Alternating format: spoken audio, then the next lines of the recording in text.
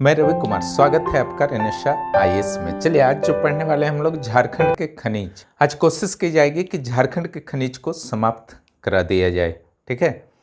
इसलिए मैं पूरी तरह से वीडियो क्लासेस नहीं लूँगा, कुछ जो है कंसेप्ट को मैं केवल समझाना चाहता हूँ, उसके बाद ऑडियो क्लासेस ही होंगे विशेष रूप से। क्लियर। तो यहाँ पर देखिए जो झारखंड में खनिज की सिचुएशन है, यहाँ पर पढ़ा क्या जाएगा। पहले तो ये पढ़ा जाएगा कि झारखंड का खनिज के क्षेत्र में पूरे भारत में क्या स्थान है, ठीक है, और कौन कौन से प्रकार के खनिज पाए जाते हैं। तो प्रकार जो आपका होगा, धात्विक खनिज होगा, अधात्विक खनिज होगा, ईंधन खनिज होगा, यही सब ना होगा, ठीक है। आणविक खनिज हो सकता है, जैसे यूरेनियम मिलता है, थोड़ा बहुत थोरियम मिलता है।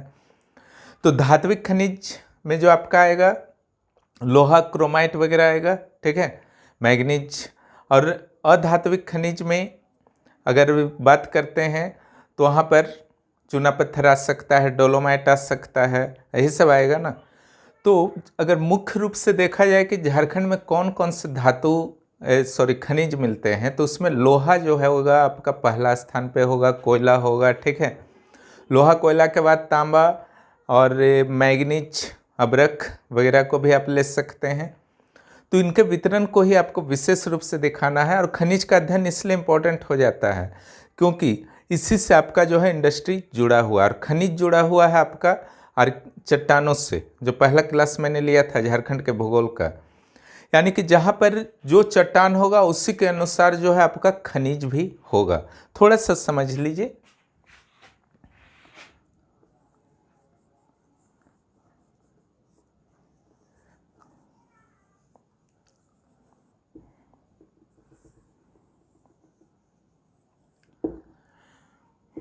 यहाँ पर जो झारखंड का ये मैप है, इसमें एक बेल्ट है आपका, यहाँ पर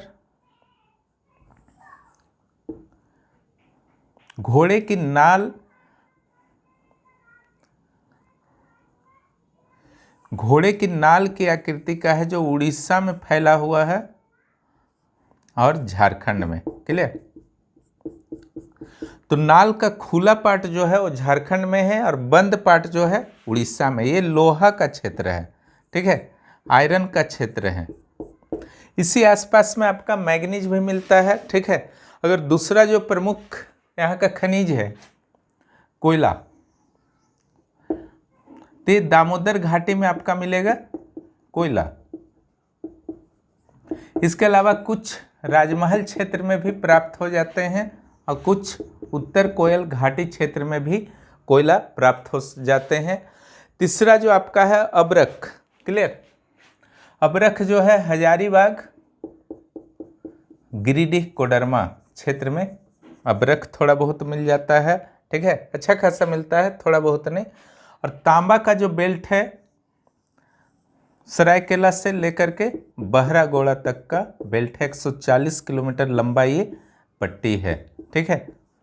ये तो आपका मुख्य खनिज हुआ। इसके बाद जो है आपके कई गौण खनिज भी पाए जाते हैं, उसका अध्ययन हम लोग करते जाएंगे। क्लियर। यहाँ पर जो है आपका जैसे चूना पत्थर यहाँ पर मिलता है और डोलोमाइट।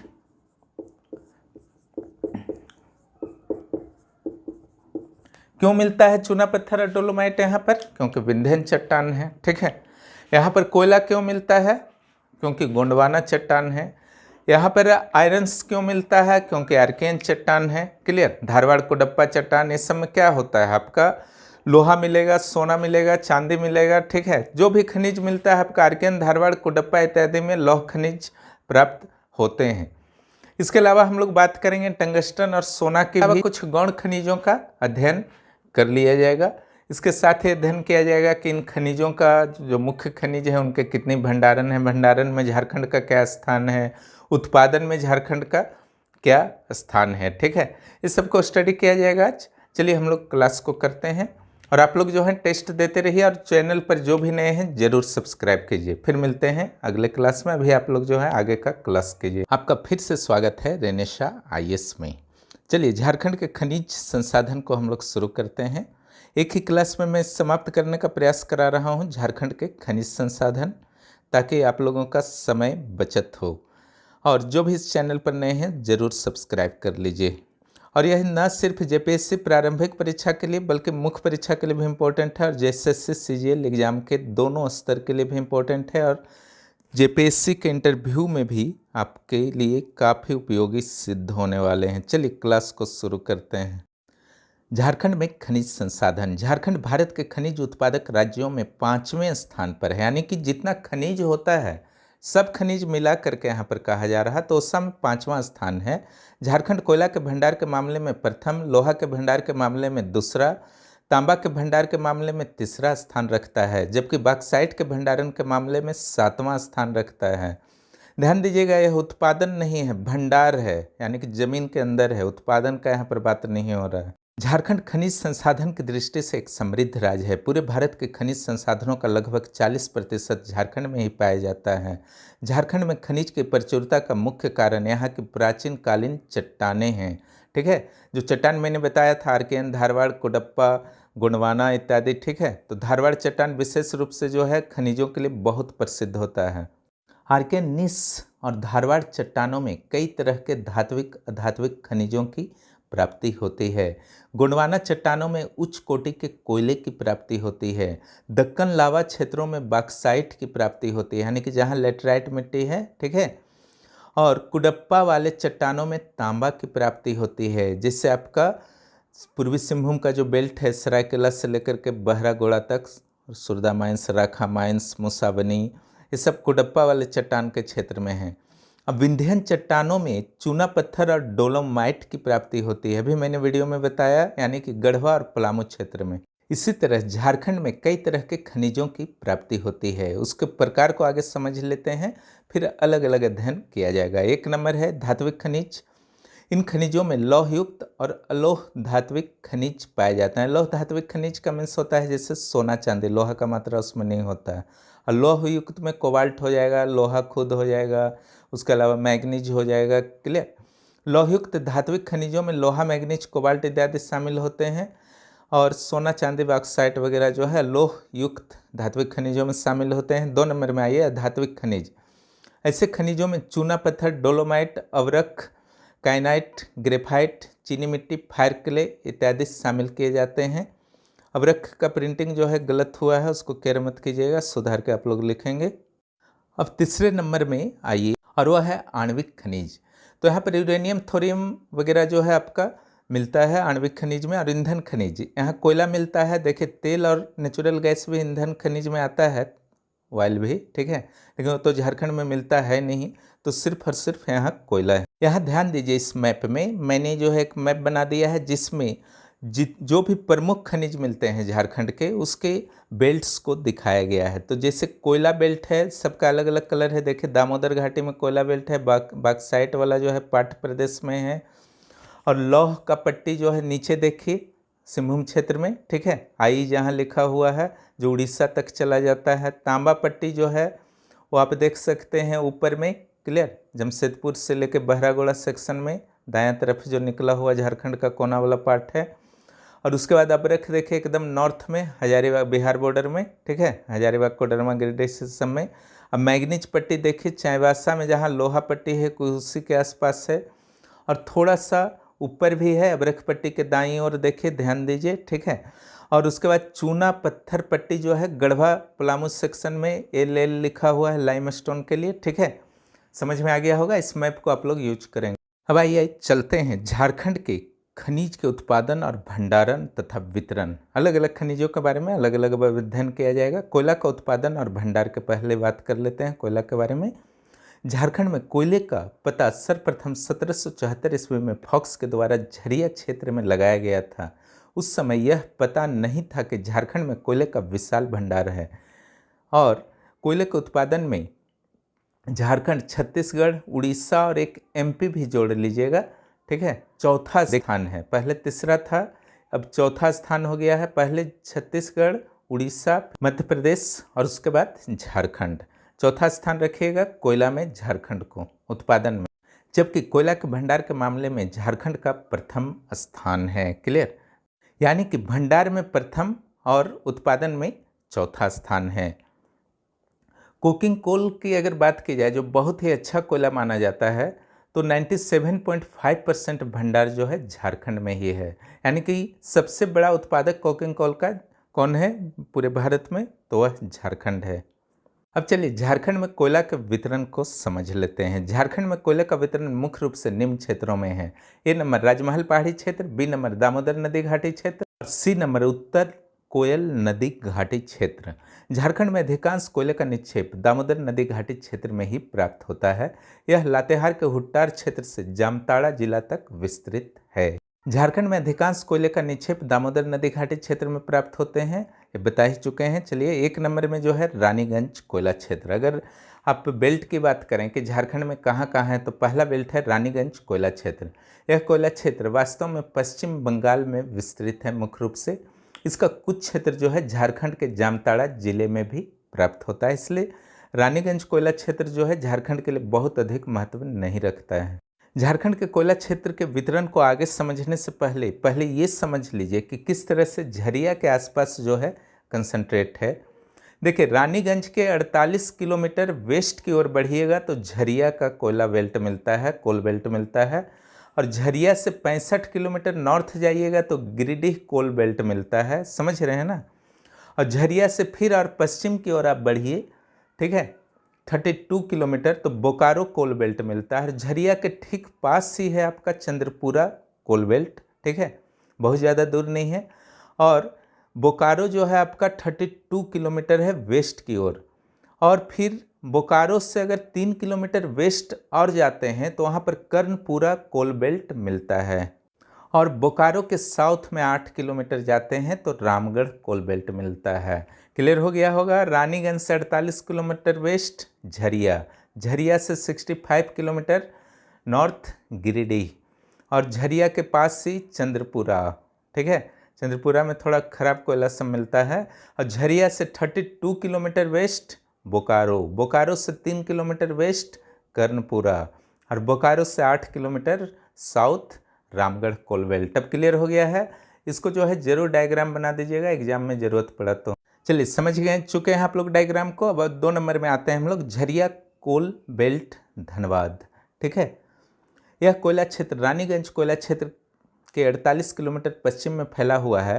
ये सब डायग्राम में समझ ही गए हैं किधर फैला हुआ है, कितना किलोमीटर दूर है। झारखंड का सबसे महत्वपूर्ण कोयला क्षेत्र है। झरिया कोयला क्षेत्र 19 किलोमीटर की चौड़ाई में और 39 किलोमीटर की लंबाई में फैला हुआ है।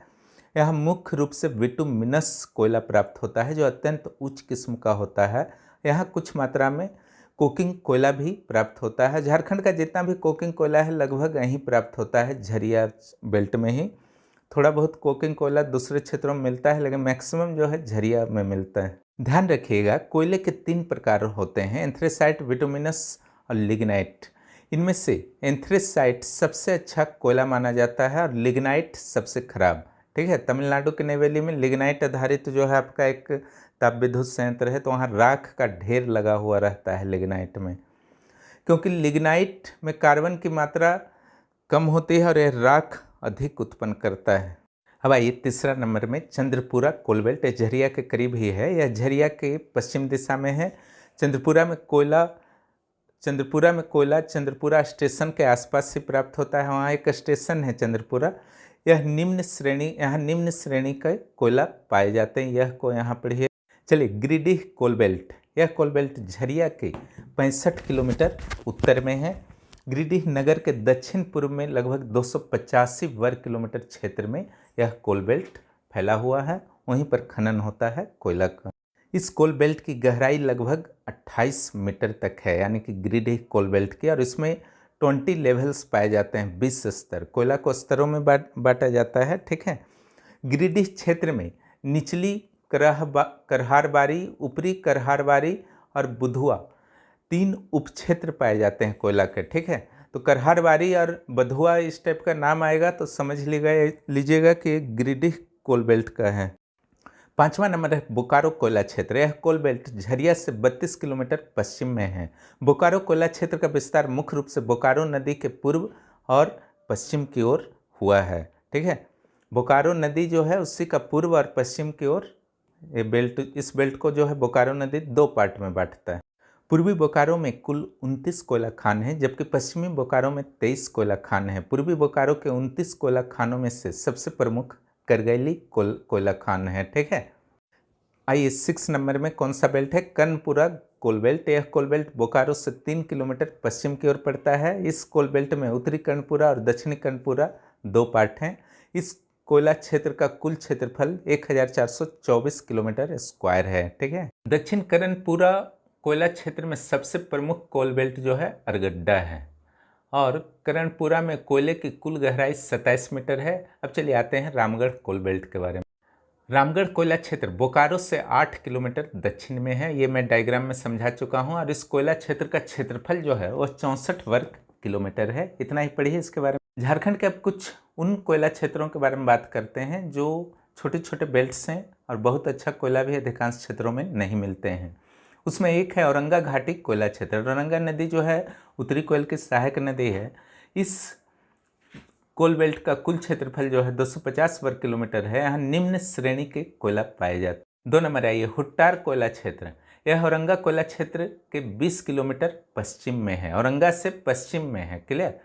यहाँ कोयला की मोटाई जो है, कोयला परत की मोटाई जो है लगभग 4 मीटर तक है। तीसरा नंबर आइए डाल्टनगंज कोयला क्षेत्र। इसका विस्तार 80 वर्ग किलोमीटर के करीब है। मुख्य रूप से रजहरा स्टेशन के आसपास फैला हुआ। डाल्टनगंज के पास से एक रजहरा रेलवे स्टेशन है, उसी के आसपास जो है मुख्य रूप से फैला हुआ। वहाँ पर थोड़ा गहरा है कोयला। ठीक है, बाकी जगह गहरा नहीं है डाल्टनगंज में। 4 नंबर आइए। इसके अलावा राजमहल क्षेत्र में ब्राह्मणी और जैतिया नदी जब पढ़ा रहा था तो इन नदियों के बारे में मैंने बताया था। ब्राह्मणी और जैतिया नदियों की घाटी में भी कोयले की प्राप्ति होती है। जैतिया वास्तव में जयंतिया नदी है। ठीक है, परंतु इन क्षेत्रों में निम्न श्रेणी के कोयले पाए जाते हैं। और जयंती माने जयंतिया ही होगा। जयंतिया नदी की घाटी में कोकिंग कोल भी प्राप्त हो जाते हैं। देखिए कोकिंग कोल कहाँ प्राप्त होता है झारखंड में? तो झरिया में होता है, और एक जयंतिया नदी घाटी में थोड़ा बहुत। इस मैप में देखिए क्या दिखाने की कोशिश की गई है। तो यहाँ पर जो है आपका कोयला क्षेत्र कहाँ कहाँ झारखंड में है उसको दिखाया गया है, और अब्रक को दिखाया गया है, और लौह क्षेत्र को दिखाया गया है। 3 जो प्रमुख खनिज हैं झारखंड के, सिर्फ उसी को दिखाया गया है ताकि आपको क्लियर हो जाए। तो 2 नंबर आप देख रहे हैं दामोदर घाटी के आसपास, वो भी जो है आपका दामोदर घाटी कोयला क्षेत्र है। और 3 नंबर जो आप देख रहे हैं तो राजमहल कोयला क्षेत्र है। और 1 नंबर जो देख रहे हैं उत्तर कोयल कोयला क्षेत्र है। और ऊपर जो देख रहे हैं वो अब्रक का बेल्ट है हजारीबाग कोडरमा में। और नीचे जो देख रहे हैं नाल आकार का, ठीक है, उसका जो खुला मुंह है वो आप देखिए वो झारखंड में है, और जो बंद मुंह है वह उड़ीसा में है। क्लियर? अब आइए झारखंड में लौह अयस्क के बारे में हम लोग पढ़ते हैं। झारखंड में लौह अयस्क उच्च कोटि के माने जाते हैं, क्योंकि इसमें लोहे की मात्रा जो अयस्क होते हैं वो पत्थर टाइप के होते हैं, 60 से 65% तक होते हैं। यहाँ मुख्य रूप से 2 प्रकार के अयस्क पाए जाते हैं, एक हेमेटाइट, दूसरा मैग्नेटाइट। हेमेटाइट जो होता है इसमें लोहे की मात्रा 60 से 65% तक होते हैं, और मैग्नेटाइट इसमें लोहे की मात्रा 65% या इससे कुछ अधिक होते हैं। तो ज़्यादा बेहतर कौन हुआ? वह हुआ मैग्नेटाइट। झारखंड में लौह अयस्क की प्राप्ति मुख्य रूप से आर्कियन थोड़ा गलत लिख दिया है कंप्यूटर, उसको ध्यान दीजिएगा। आर्कियन और धारवाड़ चट्टानों में प्राप्त होते हैं। लौह अयस्क की थोड़ी बहुत मात्रा गोंडवाना चट्टानों में भी धनबाद इलाका में प्राप्त होता है। अब आइए झारखंड में लौह अयस्क के उत्पादन और भंडारण के बारे में जान लेते हैं। झारखंड में लौह अयस्क के विशाल भंडार पाए जाते हैं। झारखंड में कुल भंडार जो है 3758 मिलियन टन है, जो देश के कुल भंडार का 37% है। झारखंड लौह अयस्क के भंडार के मामले में कर्नाटक और छत्तीसगढ़ के बाद तीसरे स्थान पर है। उत्पादन के मामले में झारखंड उड़ीसा छत्तीसगढ़ के बाद तीसरा स्थान रखता है। ठीक है, तीसरा स्थान है लौह अयस्क के उत्पादन में, उड़ीसा प्रथम है। झारखंड में वर्ष 2020 में लौह अयस्क का कुल उत्पादन जो है 13.6 MT रहा, मिलियन टन। झारखंड में लौह अयस्क का वितरण पर हम लोग बात कर लेते हैं। झारखंड में लौह अयस्क की प्राप्ति मुख्य रूप से आर्कियन काल की चट्टानों और उसके बाद की चट्टानों से प्राप्त होती हैं, जिनमें प्रमुख हैं धारवाड़, कुडप्पा, और थोड़ा बहुत लौह अयस्क जो है गोंडवाना चट्टानों में भी धनबाद के आसपास प्राप्त हो जाता है। अगर वितरण की बात की जाए तो झारखंड के लौह अयस्क का लगभग 99% भाग पश्चिम सिंहभूम में संचित है। यहाँ लौह अयस्क क्षेत्र घोड़े की नाल के आकृति में फैले हुए हैं, जिसका बंद भाग उड़ीसा में और खुला भाग झारखंड में है, जैसा कि आपको आरेख में मैंने थोड़ी देर पहले स्पष्ट कर दिया है। अब झारखंड में लौह अयस्क के विस्तार को समझ लीजिए। झारखंड में हेमेटाइट लौह अयस्क का विस्तार पश्चिम सिंहभूम के निम्न क्षेत्रों में मिलते हैं: नोआमुंडी, गुआ, बड़ा जामदा, ससंगदा, नाटोबुरु, पनरसिया और बुंडू। ठीक है। झारखंड में मैग्नेटाइट लौह अयस्क के भंडार पश्चिम सिंहभूम के निम्न क्षेत्रों में मिलते हैं। ये नंबर पोरा पहाड़, कोटवार पहाड़, उसके बाद कुदादा और सिंदूरपुर में। इसके अलावा पश्चिम सिंहभूम में निम्न क्षेत्रों में भी लौह अयस्क के मिश्रित भंडार मिलते हैं, यानी कि हेमेटाइट मैग्नेटाइट कुछ भी मिल सकता है मिक्स रूप से। चिड़िया माइंस, किरीबुरु, झिलिंगबुरु, कुदाबुरु। चिड़िया माइंस जो है 6th JPSC में आ चुका है यह प्रश्न। मैग्नेटाइट लौह अयस्क डाल्टनगंज के पास भी मिले हैं। इसके अलावा हजारीबाग, धनबाद, संथाल परगना के कुछ जिलों में भी लौह अयस्क झारखंड में प्राप्त होते हैं, लेकिन 99% जो है आपका पश्चिम सिंहभूम में है। चलिए झारखंड में तांबा उत्पादन और वितरण पर बात करते हैं। तांबा एक अत्यंत महत्वपूर्ण धातु है जो विद्युत का सुचालक होते हैं। इसके इसी गुण के कारण तांबा का प्रयोग व्यापक स्तर पर अलग अलग इंडस्ट्री में होता है, जैसे 1 नंबर में ऑटोमोबाइल इंडस्ट्री, बी नंबर में इंफ्रास्ट्रक्चर इंडस्ट्री, कोर इंडस्ट्री, आधारभूत उद्योग। कोर इंडस्ट्री का अर्थ होता है जो दूसरे उद्योगों को मदद करते हैं अपने उत्पादन के माध्यम से। ठीक है। और देश की अर्थव्यवस्था के लिए बहुत ही सहायक होते हैं, जैसे आपका कच्चे तेल से ऑयल रिफाइनरीज हुआ, इस्पात हुआ। ठीक है। 3 नंबर आइए, विद्युत से संबंधित उद्योग। ये तो सबसे महत्वपूर्ण है। सुरक्षा उद्योग, कई अन्य छोटे मोटे उद्योग सुरक्षा उद्योग के साथ साथ। लेकिन तांबा का सर्वाधिक प्रयोग होता है विद्युत से संबंधित उद्योगों में। इसके अलावा तांबा को अन्य धातुओं के साथ मिलाकर कई तरह के महत्वपूर्ण मिश्रित धातु भी बनाए जाते हैं, उसके बारे में अब जानते हैं। तांबा के साथ जस्ता मिलाने पर पीतल का निर्माण होता है। तांबा के साथ टिन मिलाने पर जस्ता बनता है। तांबा के साथ अगर आप निकल मिलाते हैं तो स्टेनलेस स्टील बनता है, लेकिन नहीं जंग लगने वाला स्टील बनता है। चलिए तांबा के भंडार और उत्पादन पर बात करते हैं। झारखंड में तांबा के कुल 112 मिलियन टन का भंडार है, जो पूरे देश के भंडार का 25% है। झारखंड तांबा के भंडारण के मामले में तीसरे स्थान पर है, जबकि उत्पादन के मामले में भी झारखंड का तीसरा स्थान है, मध्य प्रदेश और राजस्थान के बाद।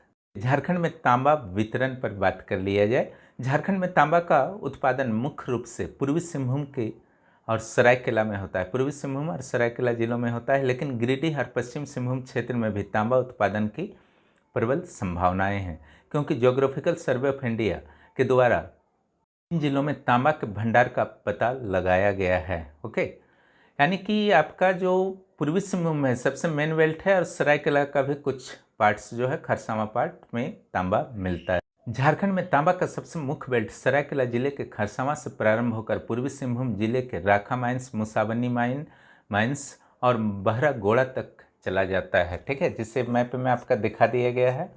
इसकी लंबाई जो है, इस बेल्ट की लंबाई 140 किलोमीटर है, जैसा कि आपने मानचित्र में थोड़ी देर पहले देखा। झारखंड में तांबा के प्राप्त मुख्य रूप से तांबा की प्राप्ति, इसको पढ़िएगा, प्राप्ति मुख्य रूप से धारवाड़ और कुडप्पा क्रम की चट्टानों के साथ साथ रूपांतरित चट्टानों में भी मिलते हैं। ये भी पुरानी चट्टानें होती हैं रूपांतरित। ठीक है। झारखंड में तांबे का खनन 1924 से लगातार चल रहा है। यह खनन इंडियन कॉपर कॉम्प्लेक्स के द्वारा किया जाता है, जो हिंदुस्तान कॉपर कॉम्प्लेक्स की एक अनुषंगी इकाई है। ठीक है, उसकी सहायक कंपनी है Indian copper complex, Hindustan copper complex के, उसी के द्वारा यहाँ पर खनन का कार्य होता है। निम्न 5 क्षेत्र हैं जहाँ झारखंड में आपका जो है खनन किया जाता है कॉपर का मुख्य रूप से। ऐसे तो बहुत सारे क्षेत्र हैं, लेकिन ये 5 क्षेत्र इंपॉर्टेंट है। A number Musabani, B number Pathargora, C number Surda, D number Rakha mines, E number Kendadih, सभी जो है पूर्वी सिंहभूम में है। केंदाडीह खान जो है आपका तांबा का, वहाँ पर 200 टन तांबे का उत्पादन होता है। लक्षित है कि 700 टन इसको किया जाएगा। ठीक है। झारखंड के तांबा देश के अंदर अलग अलग हिस्सों में भेजे जाते हैं, उसके अलावा विदेशों में भी भेजे जाते हैं, जैसे संयुक्त राज्य अमेरिका, संयुक्त अरब अमीरात, सऊदी अरब, ऑस्ट्रेलिया इत्यादि देशों में भी निर्यात किया जाता है। झारखंड का जो आयरन ओर्स है वो भी जापान को जाता है। ठीक है, पारादीप एयरपोर्ट जो उड़ीसा है वहीं से भेजा जाता है झारखंड के सभी खनिज, क्योंकि यहाँ इंडस्ट्री का अभाव है तो ओर्स का होगा क्या, इसलिए विकसित देशों को भेज दिया जाता है। उसी का सामान फिर हम लोग जो है महंगे मूल्य पर खरीदते हैं, जो निर्मित सामान आता है।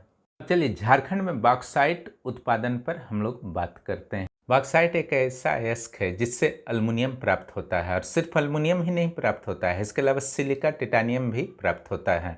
बॉक्साइट से प्राप्त अल्युमिनियम का प्रयोग मुख्य रूप से विद्युत क्षेत्र में होता है, क्योंकि अल्युमिनियम विद्युत का सुचालक होता है।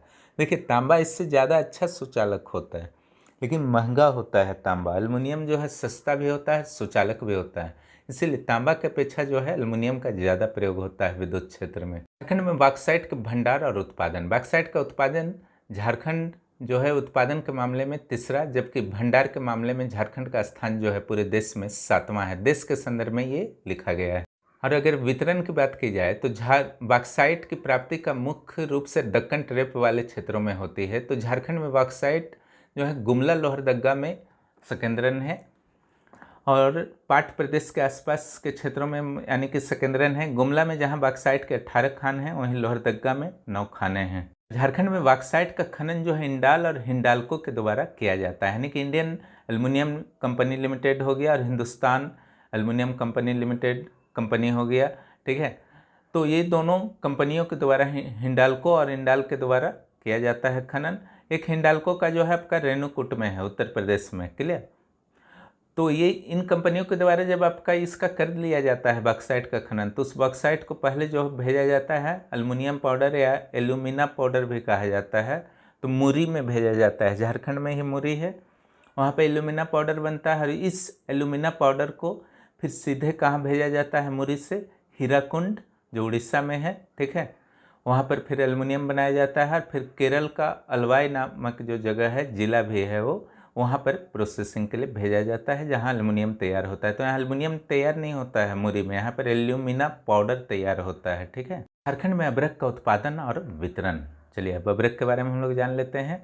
अभ्रक विद्युत का कुचालक होता है, जिसके कारण इसके प्रयोग विद्युत क्षेत्र एवं अन्य कई क्षेत्रों में होते हैं। देखिए, जहाँ तांबा एल्युमिनियम था सुचालक के कारण महत्व था, तो इसका कुचालक के कारण महत्व है।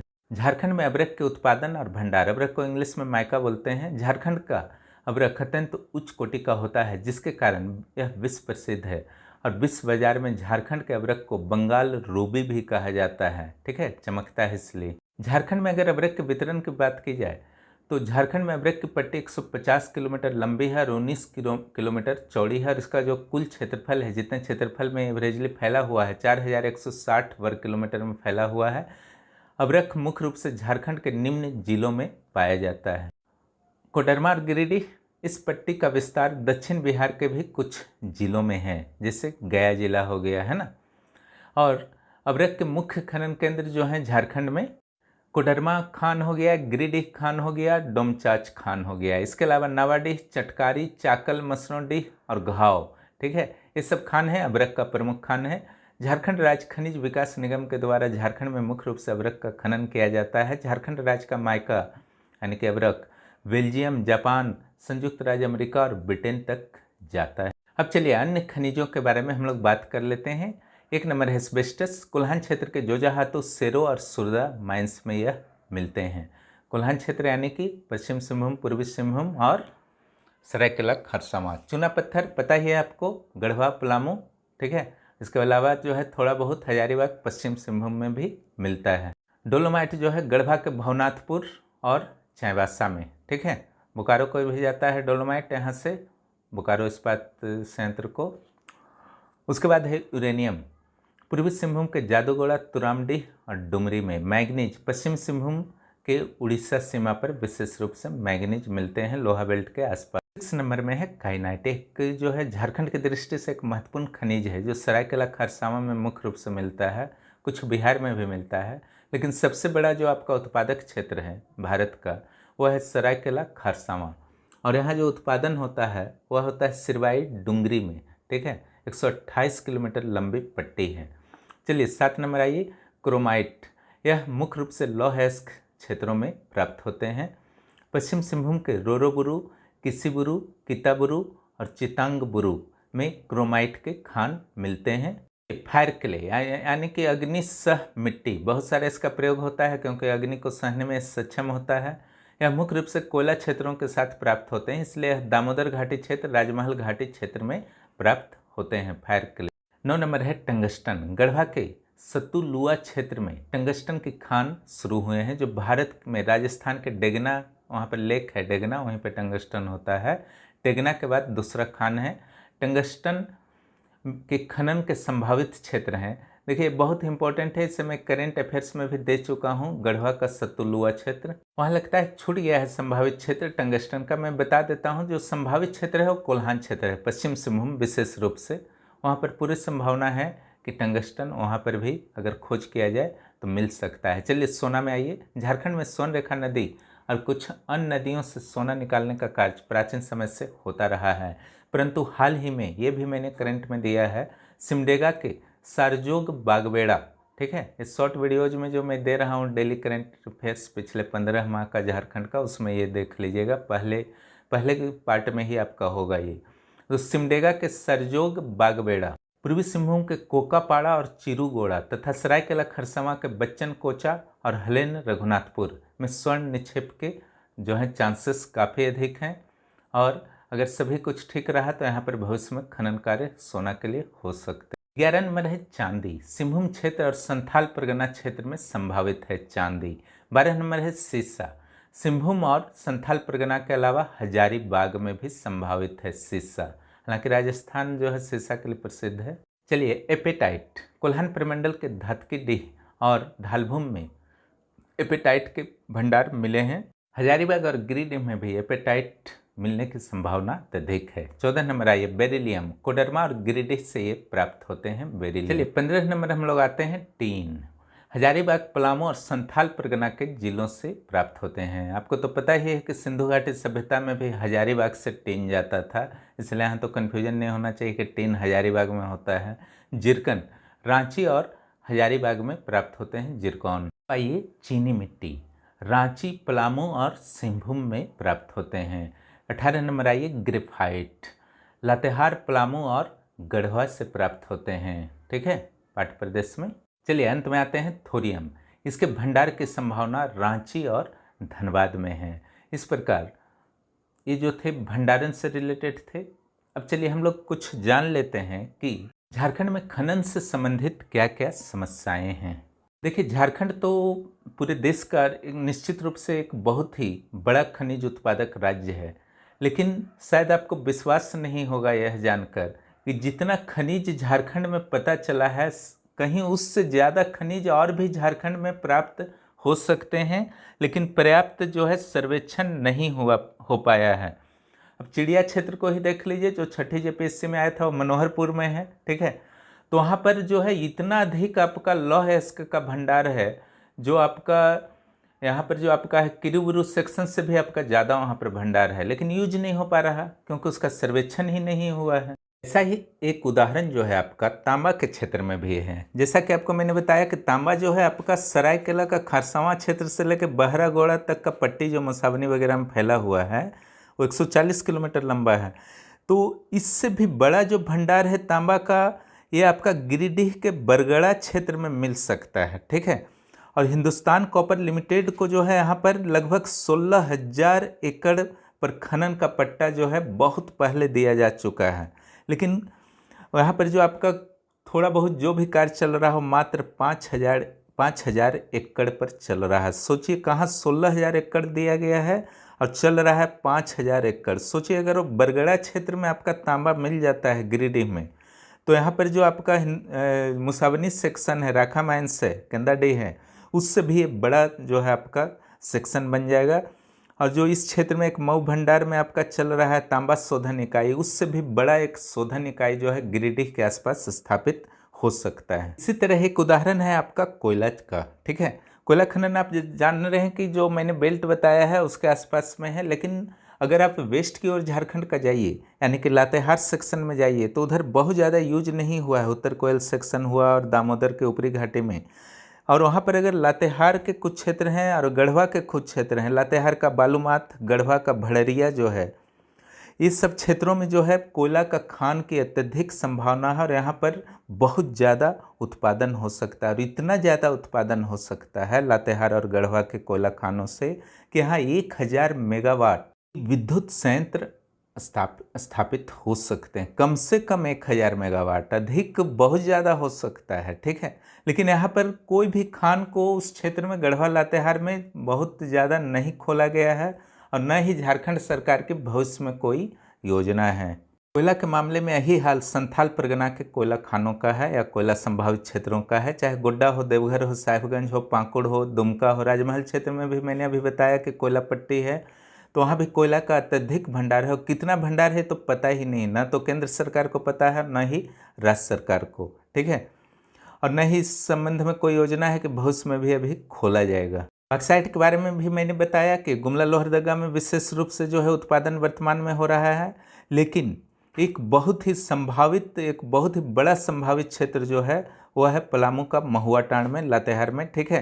तो महुआ टांड़ में जो बॉक्साइट भंडार है, अगर इसका सर्वेक्षण किया जा सके तो आशा है कि झारखंड जो बॉक्साइट के भंडारण के मामले में 7वें स्थान पर है, वह पहले स्थान पर आ सकता है। फिलहाल जो है बगड़ू पहाड़ से जितना भी बॉक्साइट निकलता है वह मुरी भेजा जाता है और कुछ रेणुकूट भी भेजा जाता है। लेकिन बॉक्साइट का उत्पादन के नए क्षेत्र अगर आते हैं तो एक और भी संयंत्र, एल्यूमिना पाउडर वगैरह निर्माण का संयंत्र इस क्षेत्र में स्थापित हो सकता है। कुछ ऐसी ही स्थिति चूना पत्थर, डोलोमाइट और झारखंड के अब्रक यानी कि बंगाल रुबी की है, जिसके भी पर्याप्त भंडार हैं झारखंड में, लेकिन सर्वेक्षण के अभाव में सही जानकारी नहीं मिल पाई है। इसके अलावा कुछ सामान्य समस्याएं भी हैं खनन क्षेत्र से। विद्युत आपूर्ति में बाधा, परिवहन संचार सुविधाओं की कमी, आधुनिक प्रौद्योगिकी की कमी, स्वचालित मशीनों का अभाव और दुर्घटनाओं का अत्यधिक होना, ठीक है। खनन क्षेत्रों में खास करके कोयला क्षेत्र में आप देखते हैं दुर्घटनाएं होते हैं, अवैध खनन का होना, ये सब जो है आपकी कुछ समस्याएं हैं। तो निश्चित रूप से इन समस्याओं को दूर करना होगा ताकि खनन क्षेत्र का सम्यक विकास झारखंड में हो सके। इसके लिए रेल मार्गों का विस्तार जो है झारखंड के खनन क्षेत्रों की ओर करना होगा, विपणन की सुविधा देनी होगी, आधुनिक प्रौद्योगिकी को अपनाना होगा, स्वचालित मशीनों की व्यवस्था करनी होगी। खतरनाक कामों में जो है आपका मशीनों को लगाया जा सकता है और खदानों की सुरक्षा सुनिश्चित करनी होगी ताकि किसी भी श्रमिक को जान नहीं गंवानी पड़े। अवैध खनन पर पूरी तरह से रोक लगाना होगा, ठीक है। तो इन चीज़ों को अपनाने पर खनन क्षेत्र में झारखंड तीव्रता से विकास सुरक्षा के साथ कर सकता है। तो ये था आपका झारखंड के खनिज खनन से संबंधित समस्याएं और उसका समाधान, ठीक है। इस तरह से आज का यह क्लास समाप्त होता है। जो भी इस चैनल पर नए हैं सब्सक्राइब करें और दोस्तों को भी बताएं। धन्यवाद।